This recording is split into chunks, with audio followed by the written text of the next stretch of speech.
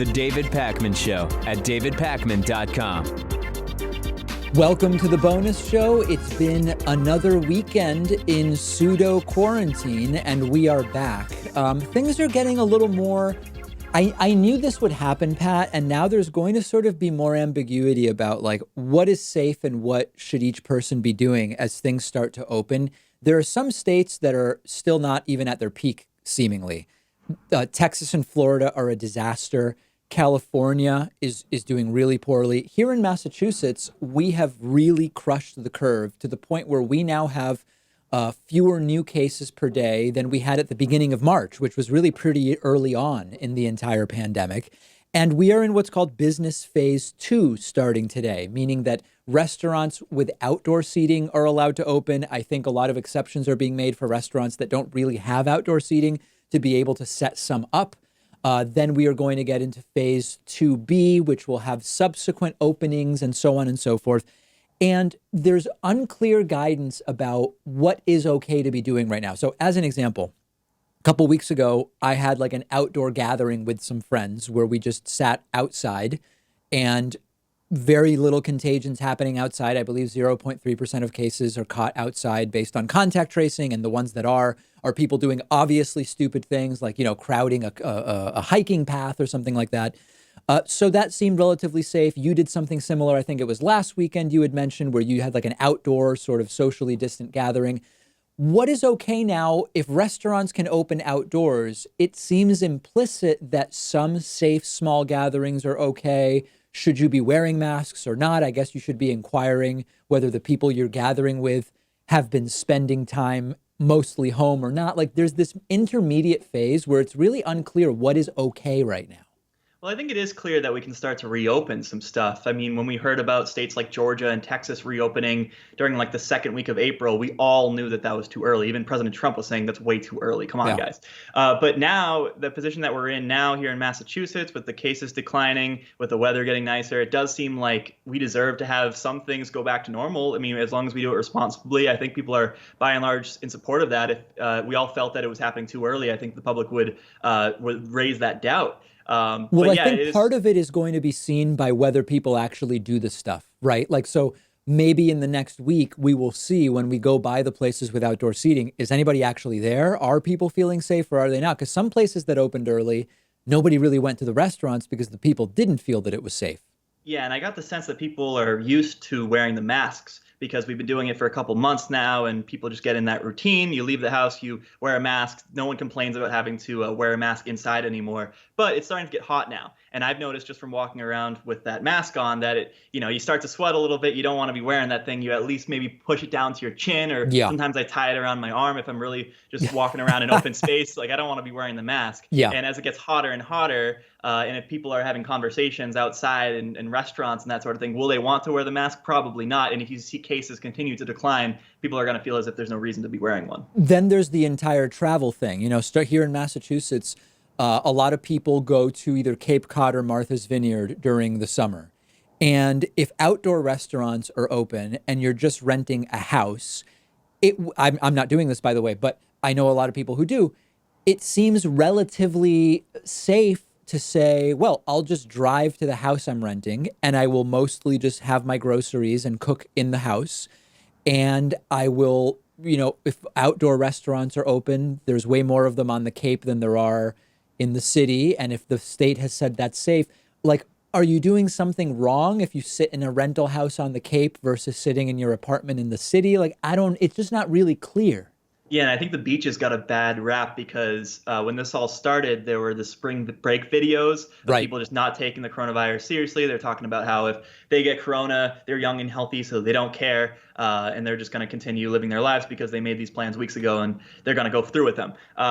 So maybe people initially were like, all right, we got to shut down the beaches because people are acting crazy there. But it does seem like the beach is an environment where you can be out in the open, where you can have plenty of space between you and other people. Even if you're out in the ocean, like I don't think that there's a big risk of transmitting the virus. I think you're more likely to be at risk of transmitting the virus on like the boardwalks and the small shops and like the restaurants than you would be on the beach itself. Which, by the way, the restaurants, at least here in Massachusetts, can only be open starting today if the seating is outdoors. So I don't know. I think there's going to be this ambiguity for a long time. And I know for a lot of people, there is no ambiguity in the sense that they're just staying home. And I think that that's totally fine and respectable. And even here in Massachusetts, they do say, this is what we're doing. But if you're over 60 or have a pre-existing condition, you're safer by just staying at home, and you still should be doing that at this point. I guess in another 2 or 3 weeks, we'll start to see what the effect of this is and see if it was an okay thing to do in retrospect. Yeah, and I wonder if we'll get like some big announcement of, oh, we no longer have to wear the masks anymore. We don't have to worry about the social distance guidelines as much. Sure, we'll phase in these new phases, and like for Massachusetts today, we're starting phase 2A, and we all sort of understand the guidelines when it comes to that. But will there ever be a moment when we can say, all right, no more masks, don't worry about the social distance anymore, that the pandemic is over and we can all go back to normal? I fear that is not going to be until there's a vaccine, quite frankly, where we could really say that. And it's going to be, up until then, it'll be a risk assessment everybody will have to make. Again, unless there's this unexplained miracle that happens, I think we might be waiting for the vaccine to come out to be able to say, masks are done, ladies and gentlemen, put them away.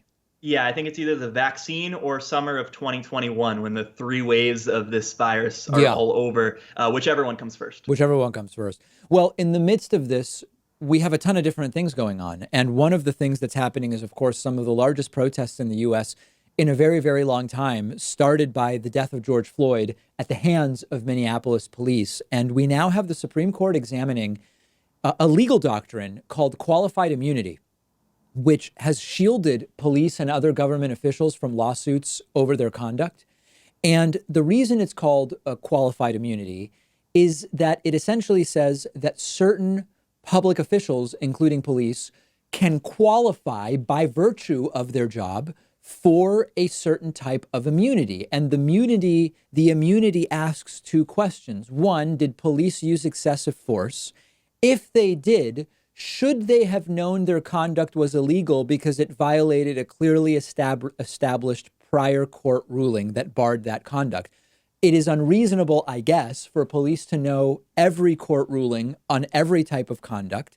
So the idea here is, if it was not reasonable that an officer, when they took a certain action, should have known about a particular court ruling that said that action is not okay, they essentially are immune from the consequences of having done the wrong thing. This, of course, leaves a lot of gray area.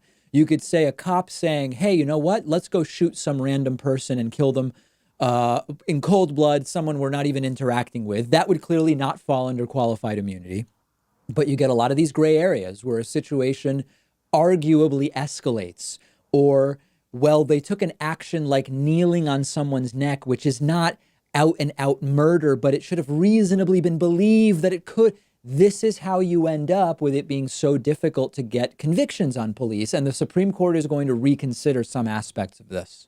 Yeah, and oftentimes when you're talking about a case of police brutality, the suspect is suspected of committing a crime, right? So you have the police being brutal against someone who they're already taking into custody, who they're already charging with different things, be it drugs or resisting arrest or whatever the crime may be. So it puts whoever is being brutalized in a bad position because they're not seen as credible anyway. And if you go to court over a situation like this, either if it's a criminal court or if it's a civil court, and if you're trying to press charges, or if you're trying to just make a lawsuit and get something out of the cop who brutalized you, you're probably not going to be likely to be believed because you're seen as this criminal anyway. And it just reinforces this idea that cops are the ones to be believed and the citizens are not. So we will see ultimately what happens in the Supreme Court review of qualified immunity. I know I've been reading a lot about it and getting a lot of emails from people saying this is, in your list, David, and admittedly, when last week I did a segment on how would I reform police departments, I did not include qualified immunity in my list,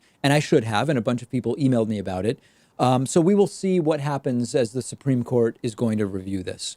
So last week we had a really crazy thing happen on Fox News. We didn't get to this on the regular show today, but the stock market had a big day on Friday, much of it riding on incorrectly promoted unemployment numbers, which we discussed already on the broadcast show today. And Fox News put up a crazy graphic called S&P 500 percentage change 1 week after event. And it showed that after the George Floyd death, the S&P 500 went up by 3.4%. and that after the Michael Brown death and the Rodney King acquittal, the stock market went up 1.2%, and that after Martin Luther King was assassinated, the stock market went up 2.9%. And it came off as such an in poor taste graphic to put up on the screen that even Fox News now has apologized. And I don't really know what point they were trying to make, that sometimes the stock market doesn't. Listen, if the argument is the stock market doesn't always reflect what's going on in the streets of America, that's not news, right? The fact that it went up so much in April as coronavirus deaths accelerated tells us that the stock market is not representative of the economy, but in such poor taste that even Fox News had to straight up apologize.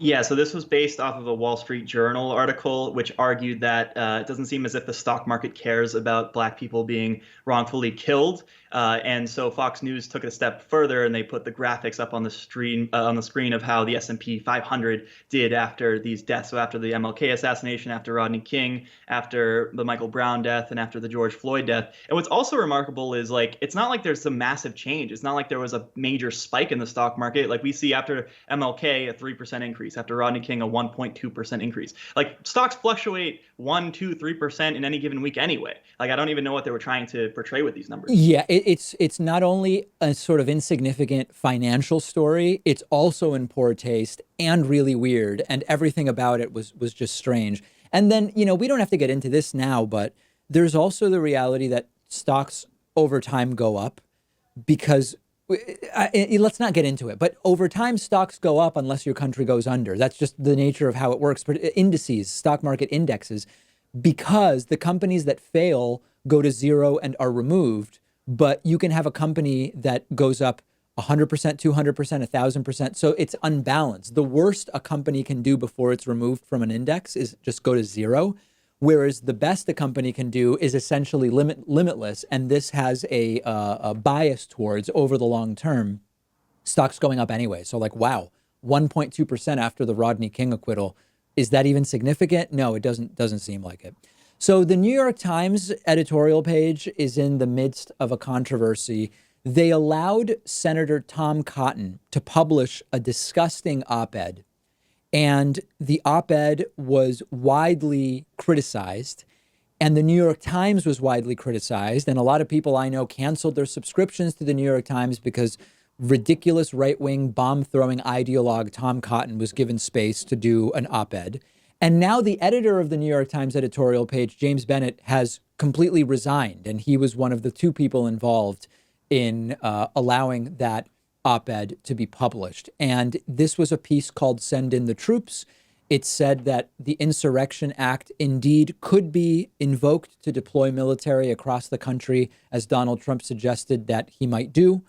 It was, again, published in the opinion section, but you had staffers from the New York Times opinion section and newsroom, which are separate areas, many of them saying they didn't agree with the decision. Initially, James Bennett defended running the op-ed, later said we were wrong to have published it. There was a breakdown in the editorial process. I don't know the process in full, Pat, and I don't think we have full transparency. Like, what is the full process for determining whether such an op-ed gets published or doesn't? I don't know that James Bennett needed to resign. I think the op-ed shouldn't have been published, but the resignation actually seems too far for me. And I don't even know that it sends the right signal necessarily. It should just be that they come to a sort of statement about why that op-ed was wrong to be published. And I don't know that I need to see heads roll necessarily. Yeah, maybe the resignation wasn't so much because the person wanted to distance themselves from the New York Times, but more just to stand in solidarity with the protesters. Maybe. And, against Tom Cotton and people who think that we should send in the military. Yeah, I don't think the New York Times should have posted this op-ed. It's not like the typical. It's not like, you had a Republican senator write a column about how we should lower tax rates for the top 1%, or you have a Republican senator talking about how we need to allow in fewer immigrants from foreign countries. That would be a different thing. I think that would be sort of like within the scope of what we normally talk about here in American society. So even though I may not agree with those positions, I would still want those positions to be voiced, and I want people to hear them. But with something like this, when you're talking about martial law, when you're talking about sending in the military, and you have Trump who's already trying to power grab and question the legitimacy of the election and all the stuff that he's doing, tear gassing protesters, like I don't think that this is the right thing that we should be publishing. Yeah, for me, the problem was in the absence, this is being published instead of a whole bunch of other perspectives that could have been published. And when you're dealing with protests, when you're dealing with the reason for the protests, and you have a president whose instinct is to fight protests over police brutality by demanding the force and brutality be scaled up by sending in the military against governor's wishes, for the New York Times to say, hey, let's highlight one of the wackiest Republican senators who happens to be agreeing with this, it's a judgment mistake for me. Yeah. And that's where I come down on it. And because now there's like this sort of idea that they shouldn't have done this, and many at the New York Times are stepping back and saying that we shouldn't have published this op-ed, it sort of like goes into this argument that the right always makes, that the New York Times is just a bunch of lefties. And it seems as though the right wants to make the argument that it's perfectly reasonable to argue for sending in the military against American citizens and doing away with the First Amendment. Like, that's just part of the debate. It's equal. And I think that that's very dangerous. Yes. Again, for me, it's not. Tom Cotton could write this anywhere, and there's a lot of places that would publish it. It's the idea that this is what gets selected to be highlighted by a paper as prominent as the New York Times, with an editorial page as prominent, an opinion page as prominent as that of the New York Times. It's horrible judgment. I didn't need to see Bennett fired. But we will see ultimately what happens. Certainly, anecdotally, this has been a problem for the New York Times subscription numbers. We will eventually get, some bigger assessment, I guess, of how the New York Times is doing. New York Times also seeing a big increase in subscriptions during the Trump era. That's another thing that, their work has actually led to dramatic increases in subscriptions, and arguably they were struggling a bit before Trump's election. That's not wrong, and they've done good investigative journalism, and they deserve the subscriptions, but they are going to take a hit because of this. We just don't know yet exactly how big that hit is going to be. We have a fantastic week of programs planned for you. I'm so glad you're with us on this Monday, and we'll be back tomorrow with a new show and a new bonus show. The David Pakman Show at davidpakman.com.